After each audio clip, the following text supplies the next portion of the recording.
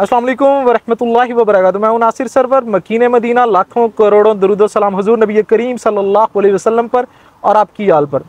नाज़रीन, माशाल्लाह से मैं इस टाइम एक ऐसे शख्स के साथ मौजूद हूं मदीना मुनव्वरा में जो फ़ख्र पाकिस्तान है।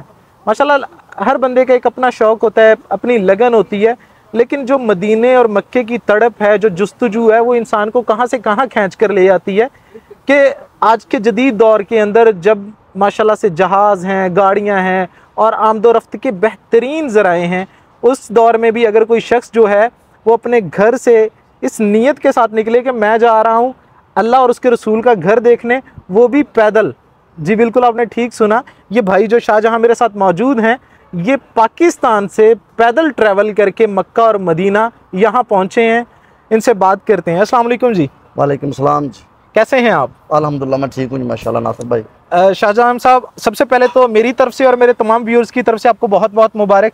बनला थैंक्स, बहुत शुक्रिया आपका जी। कि माशाल्लाह आप इतने मुबारक सफ़र के लिए और फिर वो भी पैदल। हाँ जी। तो शाहजहाँ साहब, सबसे पहले तो अपना थोड़ा सा तारुफ करवा दीजिए कि आप किस सिटी से हैं। मेरा नाम जी माशाल्लाह मोहम्मद शाहजहाँ है। मैं अपने आबाई शहर सांगला हिल, डिस्ट्रिक्ट ननकाना साहब, पंजाब पाकिस्तान से 7 अक्टूबर 2023 को 2024 के हज की सादत हासिल करने के लिए पैदल निकला और मुख्तलिफ ममालिक से सफ़र करते हुए 6 अप्रैल 2024 को मदीना पाक पहुँचा और आखिरुज़्ज़मान नबी मोहम्मद मुस्तफ़ा सल्लल्लाहु अलैहि वसल्लम के रोज़ा की ज़ियारत की और हज 2024 की सादत नसीब फरमा करते हुए तमाम आलम इस्लाम के लिए दुआ गो हूँ कि अल्लाह ताला तमाम आलम इस्लाम पर अपनी रहमत फरमाए। मेरी ये भी दुआ है कि अल्लाह ताला हर मुसलमान को मदीना पाक और मक्का पाक की ज़ियारत नसीब फरमाए। आमीन आमीन। मैं पाकिस्तान की तरफ से सफ़ीर अमन बनकर निकला था और इंशाल्लाह अब तक मैं सफ़ीर अमन के तमाम अहकामात जो हैं, तमाम अफराइज़ जो हैं, सर अंजाम दे रहा हूँ इंशाल्लाह। तो मुझे शाहजहाँ साहब एक बात बताइए कि जब आज के दौर में इतनी जदीद सहूलियात हैं, तो आपके दिल में ये ख्याल कैसे आया कि ये जो सफ़र का इरादा है ये पैदल किया जाए? किस तरह से ये आपका ये प्रोग्राम जो है वो बना? हाँ जी, माशाल्लाह ऐसे है कि मेरे नबी आखिरुज़्ज़मान मोहम्मद मुस्तफ़ा सल्लल्लाहु अलैहि वसल्लम ने अपनी ज़िंदगी में एक ही हज किया है और वो भी मदीना से मक्का तक पैदल किया है। सही। एक तो मैं नबी अलैहिस्सलातु वस्सलाम की सुन्नत को उजागर करने के लिए, और दूसरा है कि अपने आबा अजदाद की जो पुरानी यादें हैं, जो पैदल हज किया करते थे। हमारे आबा अजदाद ने भी आज से 200 साल पहले, 150 साल पहले पैदल हज किए हैं। एक तो उनकी याद ताज़ा करने के लिए, और एक मेरा ये भी मिशन था कि बेशक मैं पाकिस्तान का अमीर तरीन आदमी भी बन जाऊँ लेकिन पैदल हज करूँगा। अच्छा, तो मुझे ये बताएं, जब ये सफ़र का आगाज़ किया, हाँ जी, तो जाहिर सी बात है कभी इंसान नॉर्मल लाइफ में तो इतने दिन मुसलसल नहीं चलता, तो जब ये चलना स्टार्ट किया तो कहीं आपको लगा कि नहीं यार ये मेरा फ़ैसला या मुझे जो है ना ये मुझसे नहीं हो पाएगा, या कभी किसी लम्हे आपको ये लगा हो कि नहीं यार ये बड़ा मुश्किल काम है? हाँ जी, माशाल्लाह ऐसे है कि एक दिन ना अलमरफा में, दुबई का एक कस्बा है अलमरफा, अच्छा, वहाँ मैं एक मस्जिद में ठहरा हुआ था जिस दिन दुबई के अंदर तूफ़ानी बारिश आई थी। अच्छा अच्छा, ये पिछले दिनों जो बहुत ज़्यादा बारिश 14 फरवरी को तूफ़ानी बारिश आई थी जी दुबई के अंदर। जी। उस वक़्त मैं रात को ना एक ये जो है ना जिसे आप कुबरी बोलते हैं, जी जी, एक कुबरी के नीचे ठहरा हुआ था। ब्रिज कुबरी को ब्रिज बोलते हैं, उसके नीचे। ब्रिज के नीचे ठहरा हुआ था, अरबी में उसे लोग कुबरी कहते हैं। जी जी जी बिल्कुल। उस ब्रिज के नीचे ठहरा हुआ था। वो तमाम रात फिर जो है ना वो बारिश में भीगता रहा हूँ। अच्छा, कुबरी के बारिश कभी इधर चली गई, कभी हवा से, कभी इधर से गुजर गई। मैं और मेरा सारा सामान रात को सारा भीग गया। सर्दी भी इतनी लग रही थी कि इंतहा से ज़्यादा। इतनी सर्दी मुझे ज़िंदगी में आज तक नहीं लगी। उस दिन मैंने रात को इरादा किया कि यार वापस चले जाना चाहिए। अच्छा, वहाँ पे आपको लगा कि अब ये आगे नहीं, बहुत मुश्किल काम है। लेकिन जब वो बारिश थम गई, मैंने सुबह सफ़र का इरादा किया। फिर तो मैंने कहा कोई बात नहीं यार, अल्लामा इकबाल साहब का एक शेर है, इरादे जिनके पुख्ता हों, नज़रें जिनकी खुदा पर हों, तलातम खेज़ मौजों से घबराया नहीं करते। तो मैंने फिर ये इरादा मुसम्मम करके फिर अगला सफ़र फिर शुरू कर दिया।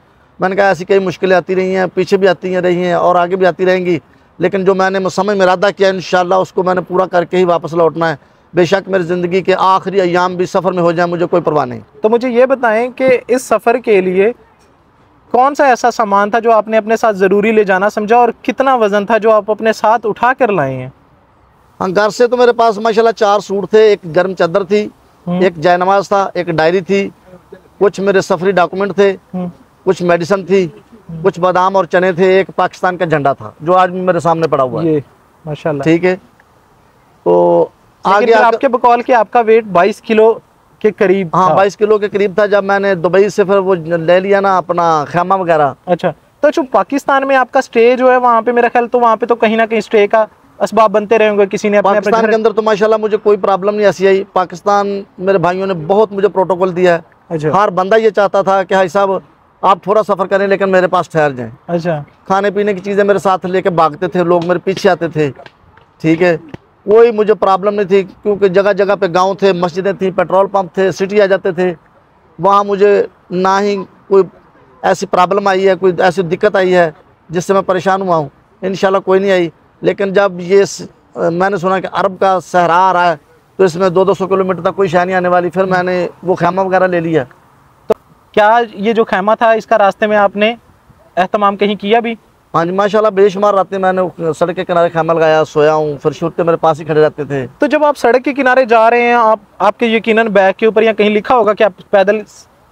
हाँ मेरे पास झंडा भी था, तो पीछे एक मेरे पास फ्लेक्स लगी हुई थी बोर्ड तो बैग के पीछे। सड़क के किनारे जब किसी पाकिस्तानी को हज के सफर के लिए पैदल जाते हुए तो आवाम का क्या रिएक्शन होता था आपको देख के? माशाल्लाह जी दुबई के अंदर भी और अरब के अंदर भी जितने मेरे पाकिस्तानी भाई थे, ये जो बड़ी गाड़ियाँ चला रहे थे, ये मेरे पास खड़े होते थे, गाड़ी खड़ी करते थे, मुझे पानी पिलाते थे, खाना खिलाते थे, अच्छा, चाय पिलाते थे। ठीक है, मेरी खुसूसी मदद भी करते थे, कुछ 100 रियाल को, 50 रियाल को, 10 रियाल को, 20 रियाल ऐसे वो भी दे देते थे, नो प्रॉब्लम। तो 6 महीने का एक लंबा टाइम पीरियड होता है जिसके अंदर मौसम भी बदलते हैं, कभी बारिश, कभी आंधी, कभी तूफान, तो कभी गर्म, कभी सर्द मौसम। तो इन सारी चीज़ों में कभी कोई बहुत ज़्यादा जो आपको मुश्किल दरपेश आई हो इन सारे सफ़र में 6 महीने में? जब इंसान अल्लाह की राह में निकलता है तो मुश्किलें आती रहती हैं। अच्छा, ऐसा तो है बेशक। तो मुश्किलें दोहराने को जी नहीं चाहता क्योंकि वो वक्त गुजर गया जो मुश्किलों वाला था। अब अल्लाह ने आसानी पैदा कर दिया, मदीना पाक की ज़ियारत नसीब फरमाई। पहले मक्का पहुंचे या मदीना? नहीं, पहले मक्का पहुंचा था। अच्छा, जब मक्का पहुंच गया, मक्के की हदूद में इंटर हुए तो क्या कैफियत थी? मुझे एक ऐसी कैफियत थी कि मैं कुछ दुनिया की बेहतरीन सरजमीन पर कदम रखा मैंने। जब मैंने सरजमीन मक्का, मुझे पता बताया किसी ने पहाड़ों के दरमियान कि अब यहाँ से मक्का शुरू हो गया। अच्छा, आप पहली दफ़ा आए हैं ये? मैं, हाँ जी, मैं पहली बार आऊँ। तो मैंने सजदा रेज उसी सड़क के किनारे किया, सजदा किया अल्लाह को। अल्लाह, वो एक छोटी सी मस्जिद थी, उसके बाहर मैंने किनारे पर रोड के ऊपर ही सजदा किया अल्लाह को कि अल्लाह शुक्र तेरा कि मैं तेरी सरजमीन पर पहुँच गया हूँ। सरजमीन तो सारी दुनिया में तेरी है, लेकिन ये मखसूस है जहाँ तेरा घर है उसकी हदूद में दाखिल हो गया हूँ। तो ये अल्लाह तेरा करोड़ों बार शुक्र है कि तूने अपने शहर की ज़ियारत नसीब फरमाई मुझे। और फिर कितने दिन आपने जो है वो मक्का के अंदर जो है स्टे किया और फिर मदीने का सफ़र? पहले जब मैं आया था तो फिर मैं माह रमज़ान था। अच्छा, तो लोग मुझे कहते थे ये आपका आप रमज़ान जो है ना ताइफ से एहराम बांध लें जी। लेकिन मैंने जब आलमाए दीन से पूछा तो वो कह रहे थे कि ताइफ से मक्का तकरीबन आप 4 दिन में सफ़र करेंगे। सही। 4 दिन आप एहराम तो बांध के नहीं चल सकते। सही। रात भी आनी है, दिन भी आने हैं, बेशक कैसे सारा कुछ होना है। तो एहराम बांध के नहीं, तो आप एहराम मस्जिद आयशा से बांधें। ये है कि आप जाके क़याम करें मक्का में, पहले 2-3 दिन, 3 दिन तक क़याम करें, फिर मस्जिद आयशा जाएँ, एहराम बांधें, फिर उम्रा करें। तो क्या इस सफ़र के दौरान रमज़ान आपका सफ़र में आया है या आपको यहाँ पे पहुँच के मिला है? नहीं, रमज़ान मुझे तकरीबन जिस दिन मैं मक्का पाक पहुंचा था उस दिन मेरा 16वां रोज़ा था मेरा। मतलब आपने रोज़ा रख के भी सफ़र किया है? आज थोड़े रोज़े रखे, थोड़े नहीं रखे, सारे रोज़े नहीं रखे क्योंकि सफ़र बहुत मुश्किल था। सफ़र का जो मामूल था ज़्यादातर उसका जो क्राइटेरिया था, टाइम पीरियड था, वो आपका रात का था या दिन का था? नहीं, मैंने सारा सफ़र तकरीबन दिन को किया है। फजर की नमाज़ पढ़ के निकलता था और मगरिब की नमाज़ से पहले रुक जाता था। तो दुबई के अंदर कुछ ऐसे दिन हैं जिनको मैंने रात को सफ़र किया क्योंकि वहाँ रोड के ऊपर लाइट बहुत ज़्यादा हैवी थी। वहाँ रात को सफ़र करने में कोई दुश्वारी नहीं थी। तो एक दिन में एवरेज कितना चल लेते थे आप? एवरेज तकरीबन मेरी 30, 35, 40, 30, 35, 40। और कभी किसी दिन ऐसा भी हुआ जोश आया कि नहीं यार आज ज़्यादा चलना है, या अपनी एक एवरेज सेट रखी?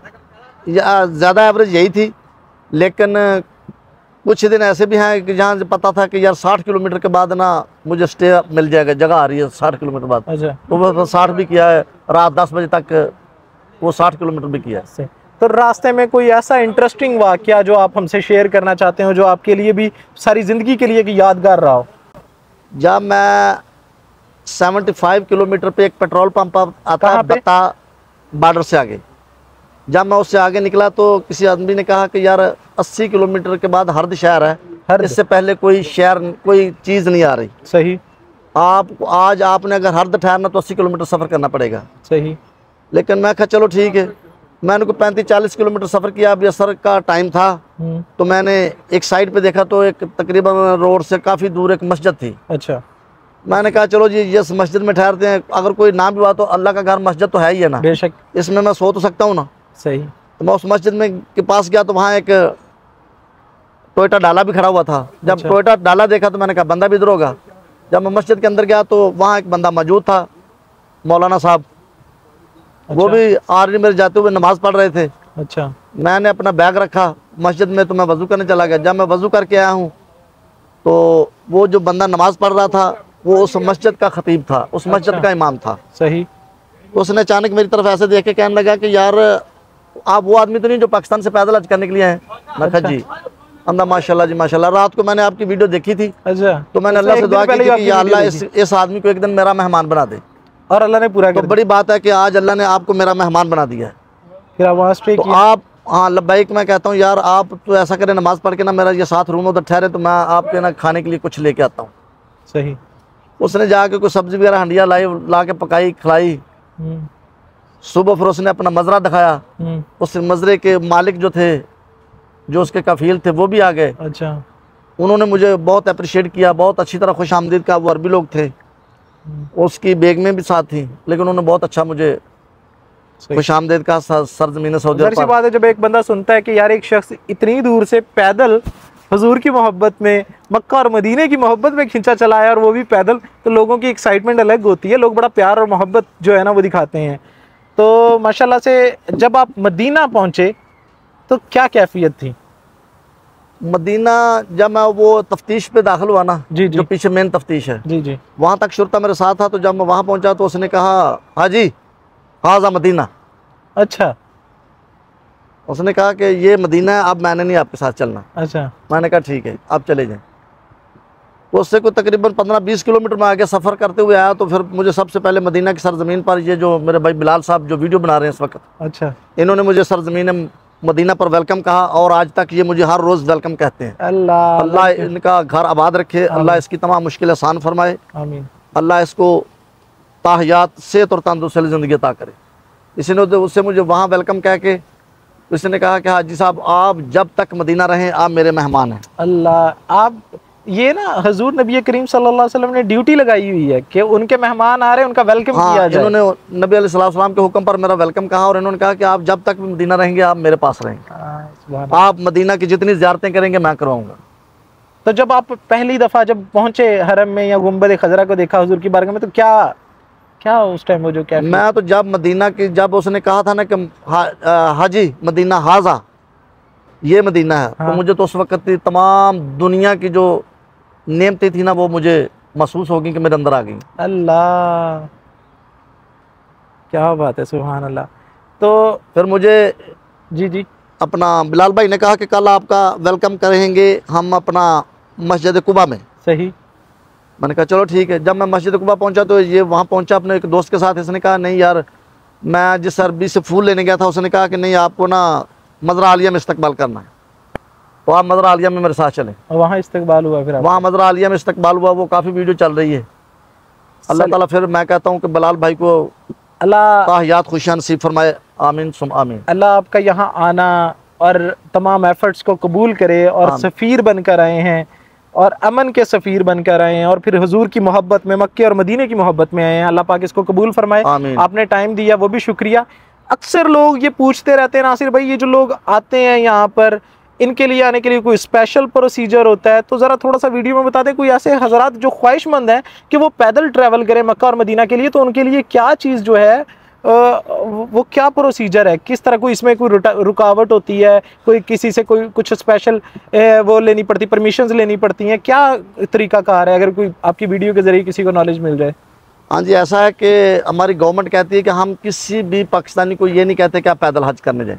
अच्छा। ना हम किसी को जाने की इजाज़त देते हैं, ना हम किसी को रोकते हैं। अच्छा।